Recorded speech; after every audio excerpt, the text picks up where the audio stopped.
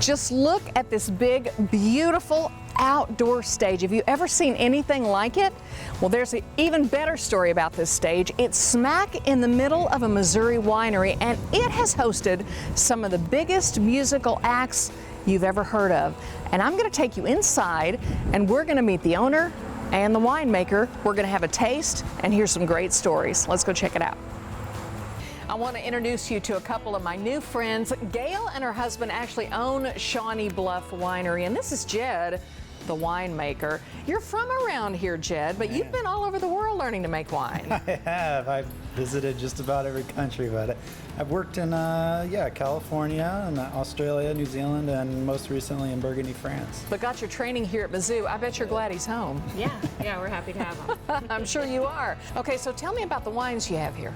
So we actually have a pretty diverse selection of wines here at Shawnee Bluff. We have all of your Missouri wines that you typically find everywhere else, like Missouri, Norton. We have Chambourcin, Vignoles, Vidal Blanc, Catawba, Valva Muscat, and that's just about it. Well, I know you've mentioned the St. Vincent, which is something that's a little bit new to me, and I believe that's the one that you have here. Tell me about the St. Vincent. Yeah, St. Vincent's actually a pretty unique varietal Missouri. It was actually discovered in 1973 in Augusta, Missouri. It was a spontaneous cross that they think the parentage is quite unknown, but they think it's a spontaneous cross between Chambourcin, which is a very famous variety that we grow in Missouri, and Pinot Noir. So the wine itself is pretty diverse in its offerings. Just like Pinot Noir, it could be made into lighter bodied red wines as well as a rosé, and it makes a really nice rosé. The rosé is actually what we have before us today. You know what? I'd really like to try it. If you don't mind, can I take a little sip here? Because I came all this way. I mean, I have to try the wine. This looks beautiful. Just beautiful.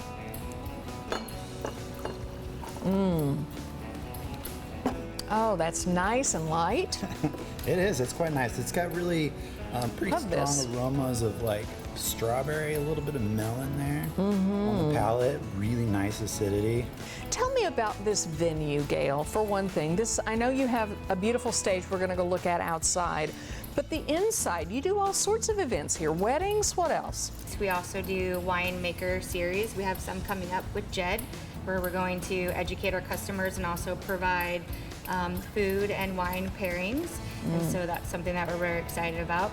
And so yeah, we have the concerts. We have about 10 a year that we average in the summer and fall, and where we bring in national acts. And so we're very excited to bring that level of music to Lake of the Ozarks. We're very proud of that. One other thing I would like to do is go out and talk about the stage and the venue. There is not a bad seat here for a concert. No, there's, a lot of people that are first timers, or they're calling because they're interested in the artists that we have scheduled. They're like, what's the best seat? And honestly, there really isn't a bad seat. It's a very intimate setting, but I think once people come for the first time, we keep seeing them come back because it's such a great experience. Can we go take a look? Sure. Let's do it. Okay. Okay, think of this. The camera right there is from the point of view of the artist. This is what the artist sees. This is where all the seating is. There's not a bad seat in here. How many people, again, can you fit out here and on the lawn? Well, we can fit about 1,400. We try not to pack it in too much to make sure it's comfortable for everyone. But yeah, there's not a bad seat in the house. So it's a really nice, like I said before, an intimate setting. No, we've been waiting for this. Talk about some of the people who have performed on this stage. So we have had Clint Black, Trace Adkins, Winona Judd, 38 Special, Marshall Tucker Band. And another thing, you can bring the kids because this is a very family-friendly place. You actually have a little playground back there. Yeah, I would say 99% of our concerts are all ages, and we also allow children 5 and under to enter free for most of our concerts unless they need a seat. Well, it's a beautiful venue, and you've done a wonderful job on the wines. And, let's go back inside and take one more look at the bar, maybe have another little taste. What do you say? Yes. Let's do it. Well, you know you're in the vineyard when you get to see the barrels, and there's magic happening in these barrels. What you got in there? Oh, there is. This is actually our dessert wine in the barrels. So it's a Norton-based, what we call port. You can't legally call it port.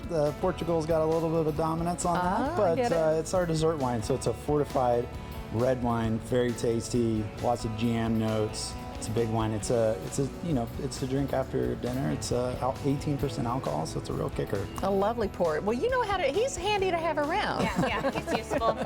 Very useful, absolutely.